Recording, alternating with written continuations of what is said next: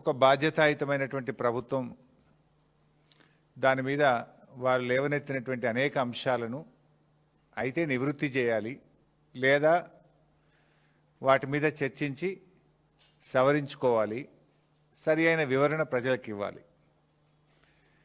నిన్న రేవంత్ రెడ్డి గారు అంటే ఎంత మరుగుజ్జు మనస్తత్వం అంటే, కేసీఆర్ గారు 7ంటికి ప్రెస్ మీట్ అయితే ఆయన 9 గంటలకు రాత్రి 9:30కి ఇంట్లో చిట్చాట్ పెట్టడం అంటేనే ఆయన ఎంత సంకుచిత మనస్తత్వంతో, ఎంత మరుగుజ్జు మనస్తత్వంతో ఆయన గారు ముఖ్యమంత్రి పనిచేస్తుండో మనకు అర్థమవుతా ఉంది. సరే, అది ఆయన విజ్ఞత, ఆయనకు వదిలేస్తాం. ఇప్పుడు కేసీఆర్ గారి వ్యక్తిత్వం ఏమో హిమాలయాల పర్వతాలంత ఎత్తుగలిగిన వ్యక్తిత్వం కేసీఆర్ గారిది. రేవంత్ రెడ్డిది ఏమైపోయిందంటే ఒక మరుగుజ్జు మనస్తత్వం, సంకుచిత భావాలు కలిగినటువంటి వ్యక్తి. కేసీఆర్ గారు నిన్న ఒక స్టేట్స్మెన్ లాగా మాట్లాడారు, కానీ రేవంత్ రెడ్డి గారు నిన్న చిట్చాట్ రూపంలో మాట్లాడింది ఎట్లుందంటే ఒక స్ట్రీట్ రౌడీ లాగా మాట్లాడినట్టున్నది. సో ఒక గల్లీ గుండా ఓ దాదా మాట్లాడినట్టుగా ఒక స్ట్రీట్ రౌడీ లాగా రేవంత్ రెడ్డి గారు మాట్లాడారు. ఇంత చిల్లరగా మాట్లాడతారా? ఆయన కేసీఆర్ గారు చాలా గొప్పగా ఆయన మాట్లాడుతూ ఒక మాట అన్నారు, తెలంగాణకు నొక్కుబడనీయను అన్నాడు. తెలంగాణకు నొక్కుబడనీయను అని కేసీఆర్ గారు అంటే ఈ ముఖ్యమంత్రికి, ఈ సాగునీటి మంత్రికి ఎందుకంత నొప్పి కలిగిందో నాకు అర్థమవుతలేదు. ఎందుకంటే తప్పు చేసింది కనుక మీకు నొప్పి కలిగింది, రాష్ట్రానికి మీరు అన్యాయం చేసింది కనుక, సురుకు దలిగింది కనుక, మీరు సమాధానం లేదు కనుక ఫ్రస్ట్రేషన్లో ఆ చిల్లర మాటలు మాట్లాడినారు. కేసీఆర్ గారి వ్యాఖ్యలతో రేవంత్ రెడ్డి తెలంగాణ ద్రోహిగా నిన్న స్పష్టంగా రాష్ట్ర ప్రజల ముందు కేసీఆర్ గారు నిలబెట్టారు. ఉత్తమ్ కుమార్ రెడ్డి గారు ఉత్తర కుమారుడుగా నిన్న తేలిపోయినటువంటి పరిస్థితి. ఇప్పుడు అనేక అంశాలు మాట్లాడారు నిన్న కేసీఆర్ గారు. అరే, మేమున్నప్పుడు ఫస్ట్ క్యాబినెట్లోనే 2,000 రూపాయల పెన్షన్ ఇస్తామంటే ఇచ్చి చూపినాం.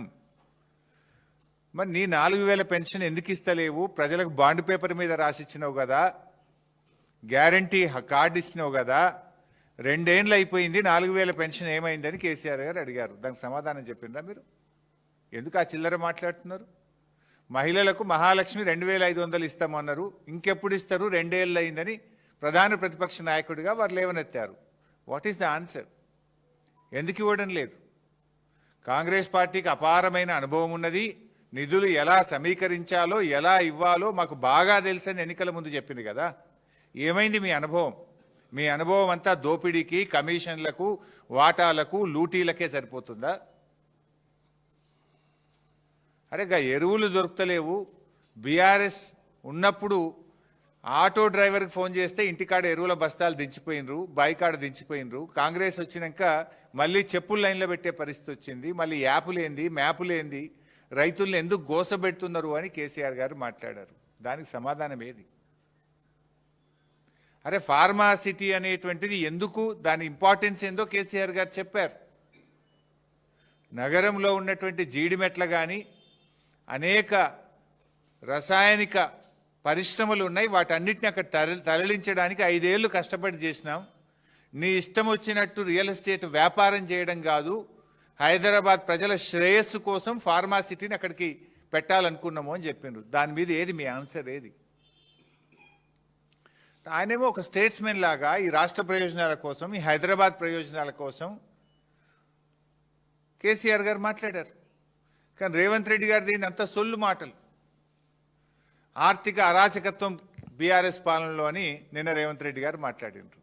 అదే నిన్నగాక మొన్న నువ్వు గ్లోబల్ సమ్మిట్ పెడితే, గ్లోబల్ సమ్మిట్కి వచ్చిన టోనీ బ్లేర్, బ్రిటిష్ మాజీ ప్రధానమంత్రి గారు ఏం చెప్పినారు రేవంత్ రెడ్డి గారు? ఒకసారి వీడియో పెట్టుకొని చూడు, మర్చిపోతే.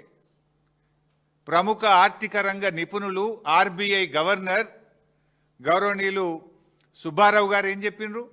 ఒక్కసారి ఆ వీడియో చూడు. కొత్త రాష్ట్రమైన తెలంగాణ అద్భుతంగా ఆర్థిక ప్రగతిని సాధించింది, 3 రెట్ల జిఎస్డిపిని సాధించింది, 3 రెట్లు పర్ క్యాపిటా ఇన్కమ్ పెరిగింది అని కేసీఆర్ పాలనను నువ్వు పిలుచుకున్నటువంటి అతిథులే నిన్ను కూర్చోబెట్టి నీ సమక్షంలోనే చెప్పింది కదా. ఇంకా సిగ్గు లేకుండా ఏం మాట్లాడుతున్నావు? కేసీఆర్ గారు ఆర్థికంగా ఈ రాష్ట్రాన్ని పరిపుష్టిని సాధించారు.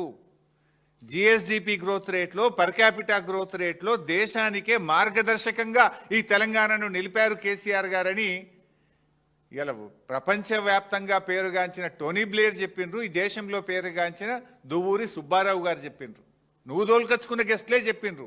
నువ్వు మాట్లాడేది నిజమా? ఆ ప్రముఖ ఆర్థిక రంగ నిపుణులు, మాజీ ప్రధాని చెప్పేది నిజమా? ఎందుకు ఆ చిల్లర మాటలు మాట్లాడతావు? రాష్ట్రం పరువు తీయకు రాజకీయాల కోసం. ఈ రాష్ట్రం గొప్పగా ఉన్నది ఆర్థికంగా అని మాజీ ప్రధాని, మాజీ ఆర్బీఐ గవర్నర్లు ఒకవైపు కితాబిస్తుంటే నువ్వు రాజకీయాల కోసం ఎందుకు ఈ చిల్లర మాటలు మాట్లాడుతున్నావు? రాష్ట్ర ప్రజల పరువును ఎందుకు తీస్తున్నావు? రాష్ట్రం యొక్క గౌరవాన్ని ఎందుకు దెబ్బతీస్తున్నావు? రాష్ట్ర ప్రగతిని ఎందుకు దెబ్బతీస్తున్నావు అని అడుగుతా ఉన్నా. అసలు ఏమన్నా మాట్లాడితే ఏమన్నా ఒక సందర్భం ఉందా? ఇప్పుడు ఏదో పచ్చ కళ్ళద్దాలు పెట్టుకుంటే లోకమంతా పచ్చగా కనబడ్డట్టు ఈ రేవంత్ రెడ్డి బుద్ధే అది.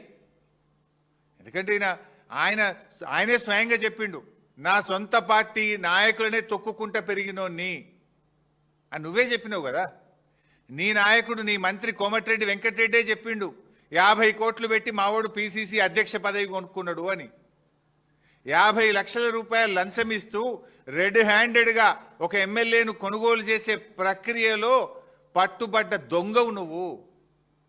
అసలు నీకు నిజాయితీ ఎక్కడదయా?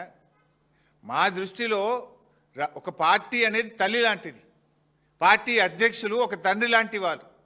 25 సంవత్సరాలుగా ఒక రాజకీయ పార్టీలో నిజాయితీగా, నిక్కచ్చిగా నాయకుడి అడుగుజాడల్లో త్యాగాల పునాదుల మీద ఎదిగిన నాయకత్వం మాది.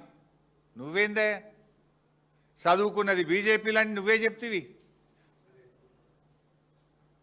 అదేవిధంగా పెరిగిందేమో తెలుగుదేశం లాంటివి, నౌకరేమో కాంగ్రెస్లో చేస్తున్నా అనబట్టివి. రేపేడుంటావో తెలియని రకం నువ్వు. పుట్టుకో దాంట్లో, చదువో దాంట్లో, నౌకరో దాంట్లో, రేపెండ్లుంటావో నువ్వు.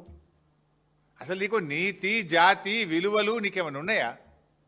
పైసలు పెట్టి పదవి కొనుక్కుంటావు, పూటకో పార్టీ మారుస్తావు. చొక్కాలు మార్చినంత ఈజీగా పార్టీలు మార్చిన నాయకుడు రేవంత్ రెడ్డి. అరే మేము సిల్వర్ జూబ్లీ జరుపుకున్నాం. ఎమ్మెల్యే పదవిని, మంత్రి పదవిని మా నాయకుడు ఆదేశిస్తే గడ్డిపోచల్లాగా త్యాగాలు చేసిన చరిత్ర మాది. వెన్నుపోట్లు పొడిచిన చరిత్ర నీది. నీకు మాకు నక్కకు నాగలోకు అనుకున్నంత తేడా ఉంది. నువ్వా మా గురించి మాట్లాడేది? నీకు మాట్లాడే అసలు నైతికత ఉందా నీకు? ఇవాళ నువ్వు ఎట్లా అంటే ఊసెర వెల్లులు కూడా నిన్ను చూస్తే సిగ్గుపడతాయి. నువ్వు మాటలు మార్చే తీరు కానీ, నువ్వు పార్టీలు మార్చే తీరు ఊసెర వెల్లులు కూడా సిగ్గుపడేటంత దారుణంగా ఉంది నీ పరిస్థితి. అరే నీ నోటితోనే సోనియా గాంధీని దేవత అంటివి, నీ నోటితోనే బలిదేవత అన్న రకం కదా నువ్వు. మొక్కాల నీ నోటికి. బలిదేవత అన్నది నువ్వే, దేవత అన్నది నువ్వే. రేపు ఇంకేమంటావు ఆమెను? అసలు నీకు స్టాండ్ ఉందా? నీకు ఒక సిద్ధాంతం ఉందా? నీకు ఒక పద్ధతి ఉన్నదా రేవంత్ రెడ్డి? నీకు ఈరోజు నిన్న రేవంత్ రెడ్డి అన్ని అబద్ధాలే. కాళేశ్వరం లేకుండానే ఈ రాష్ట్రం అట ధాన్యం ఉత్పత్తిలో దేశంలో నంబర్ 1 చేసినట్టు నువ్వు చేసినావు. నువ్వు రాకముందే 2022-23 ఇది అఫీషియల్ డాటా.